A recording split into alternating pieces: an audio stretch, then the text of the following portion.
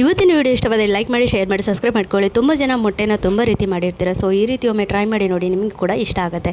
ಇಲ್ಲಿ ನಾನು ಒಂದು ಅರ್ಧ ನೀರುಳ್ಳಿ, ಸ್ವಲ್ಪ ಗೋಡಂಬಿ, ಹಾಗೆಯೇ ಖಾರಕ್ಕೆ ಬೇಕಾದಷ್ಟು ಕಾಯಿಮೆಣಸು, ಒಂದು ಟೊಮೆಟೊ, ಕೊತ್ತಂಬರಿ ಸೊಪ್ಪು, ಸ್ವಲ್ಪ ಅರಿಶಿನ ಇಷ್ಟನ್ನು ಹಾಕಿ ಚೆನ್ನಾಗಿ ಇದನ್ನು ಪೇಸ್ಟ್ ಮಾಡ್ಕೊಳ್ಬೇಕು. ಸೊ ನಂತರ ಮತ್ತೊಂದು ಪಾತ್ರೆಯಲ್ಲಿ ಎಣ್ಣೆ ಮತ್ತು ಕರಿಬೇವನ್ನ ಹಾಕಬೇಕು. ಕರಿಬೇವು ಹಾಕಿದ ಮೇಲೆ ಇದಕ್ಕೆ ನಾವು ರುಬ್ಬಿರೋ ಅಂಥ ಪೇಸ್ಟನ್ನು ಸೇರಿಸ್ಕೊಳ್ಬೇಕಾಗತ್ತೆ. ಇದಕ್ಕೆ ಇವಾಗ ಸ್ವಲ್ಪ ಕೊತ್ತಂಬರಿ ಪೌಡ್ರು, ಹಾಗೆ ಜೀರಿಗೆ ಪೌಡ್ರು, ಸ್ವಲ್ಪ ಗರಂ ಮಸಾಲ ಇಷ್ಟನ್ನೇ ಸೇರಿಸ್ಕೊಂಡು ಚೆನ್ನಾಗಿ ಫ್ರೈ ಮಾಡ್ಕೊಳ್ಬೇಕಾಗತ್ತೆ. ಅಂದರೆ ಇದರ ಹಸಿ ವಾಸನೆ ಹೋಗೋ ತನಕ.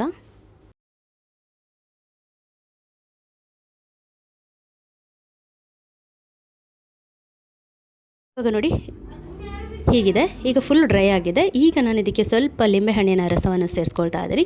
ಅದಾದಮೇಲೆ ಬೇಯಿಸಿರುವಂಥ 4 ಮೊಟ್ಟೆನ ಸ್ವಲ್ಪ ಸೈಡಿಗೆ ಕಟ್ ಮಾಡಿಕೊಂಡು ಈ ರೀತಿ ಫ್ರೈ ಮಾಡ್ಕೊಳ್ತಾ ಇದ್ದೀನಿ. ಸೊ ಇದು ಚೆನ್ನಾಗಿ ಅದ್ರ ಜೊತೆ ಹೀರ್ಕೊಳ್ಳುತ್ತೆ.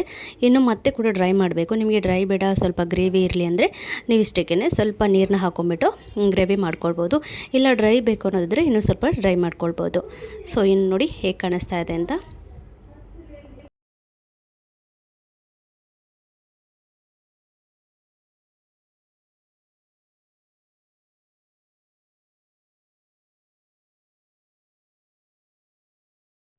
ನಿಮಗೆ ಸಾರಿದ್ದಾಗ ಡ್ರೈ ಅಂದರೆ ಸೈಡಲ್ಲಿ ಏನಾದರೂ ತಿನ್ನೋದಕ್ಕೆ ಬೇಕು ಅಂದಾಗ ನೀವು ಈ ರೀತಿ ರೆಸಿಪಿನ ಮಾಡ್ಕೊಳ್ಬೋದು.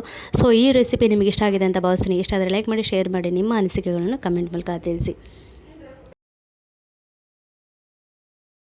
ಇವತ್ತಿನ ಬ್ರೆಡ್ ಯಮ್ಮಿ ಚೀಸಿ ರೆಸಿಪಿನ ತೋರಿಸ್ತಾ ಇದ್ದೀನಿ. ಬನ್ನಿ ಹೇಗೆ ಮಾಡೋದು ಅಂತ. 2 ಮೊಟ್ಟೆ ಹಾಕ್ಕೊಳ್ಳಿ, ಅದಕ್ಕೆ ಸ್ವಲ್ಪ ಕಡಲೆ ಹಿಟ್ಟು ಹಾಕ್ಕೊಳ್ಳಿ, ನೀರನ್ನ ಹಾಕ್ಕೊಳ್ಳಿ, ಉಪ್ಪು ಪೇಪರ್ನ ಹಾಕಿ ಮಿಕ್ಸ್ ಮಾಡಿ ಸೈಡಿಗೆ ಇಟ್ಕೊಳ್ಳಿ.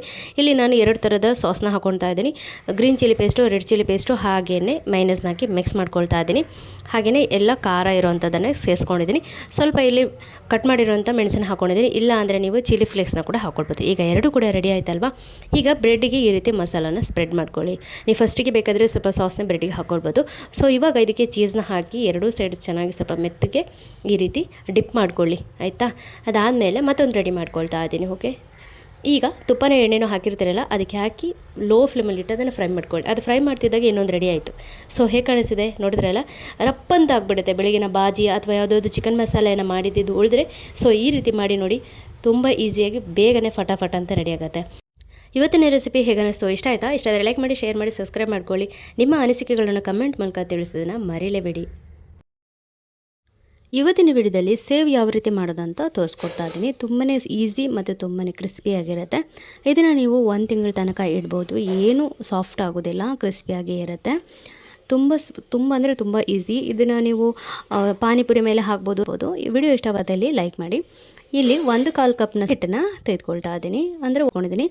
ನಂತರ ಒಂದು ಕಪ್ಪಷ್ಟು ಹಾಕಿ, ನೀವು 2 ಕಪ್ನಷ್ಟು ಕಪ್ಪಷ್ಟು ನೀವು ಅಂದರೆ ರುಚಿಗೆ ತಕ್ಕಷ್ಟು ಸ್ವಲ್ಪ ಕಲರ್ನ ಸೇರಿಸ್ಕೊಂಡಿದ್ದೀನಿ. ಈಗ ಇದಕ್ಕೆ ಅರಿಶಿನ ಹಾಕಿದರೆ ಅದು ಸ್ವಲ್ಪ ಸಾಫ್ಟ್ ಆಗಿದ್ದನ್ನು ಕಲಿಸ್ಕೊಳ್ಬೇಕು. ತುಂಬ ಹಾಕಿಬಿಟ್ರೆ ಎಣ್ಣೆ ಜಾಸ್ತಿನೂ ಕುಟ್ಕೊಂಡ್ಬಿಡುತ್ತೆ. ಪಾತ್ರೆನೇ ಬಿಸಿ ಮಾಡ್ಕೊಂಡಿದ್ದೀನಿ. ಅದಕ್ಕೆ ಇದನ್ನು ಚೆನ್ನಾಗಿ ತೊಳೆದು ಅದರಲ್ಲಿ 3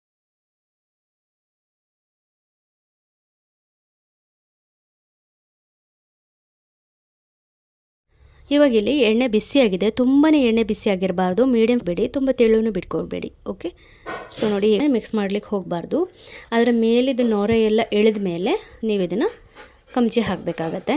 ನೀವು ತಿರುಗಿಸಿ ಹಾಕೋಕೆ ಹೋದರೆ ಅಷ್ಟು ಚೆನ್ನಾಗಿ ಬರೋಲ್ಲ. ತುಂಬ ಹೊತ್ತು ಫ್ರೈ ಆಗೋದು ಬೇಡ. ಅದರ ಮೇಲ್ಗಡೆದು ಗುಳ್ಳೆ ಎಲ್ಲ ನೋಡಿ ಹೇಗೆ ಕಾಣಿಸ್ತಿದೆ ಅಂತ ನಾನು ನಿಮಗೆ ಮತ್ತೊಮ್ಮೆ ತೋರಿಸ್ತೀನಿ. ಎಣ್ಣೆ ಹೈ ಫ್ಲೇಮಲ್ಲಿ ಬಿಸಿ ಇರಬಾರ್ದು, ಲೋ ಫ್ಲೇಮ್. ನೀವು ನೋಡ್ತಾ ಇರ್ಬೋದು ನಾನು ಎಷ್ಟು ಲೋ ಫ್ಲೇಮಲ್ಲಿ ಇಟ್ಟಿದ್ದೀನಿ ಅಂತ. ಈಗ ನೋಡಿ ಎಣ್ಣೆ ಮೇಲೆದು ಗುಳ್ಳೆ ಎಲ್ಲ ಹೋಗಿ ಸ್ವಲ್ಪ ಆಯಿತು. ಈಗ ಮತ್ತೆ ತಿರುಗಿಸಿ ಅದೇ ರೀತಿ ಇಟ್ಕೊಳ್ಳೋಣ.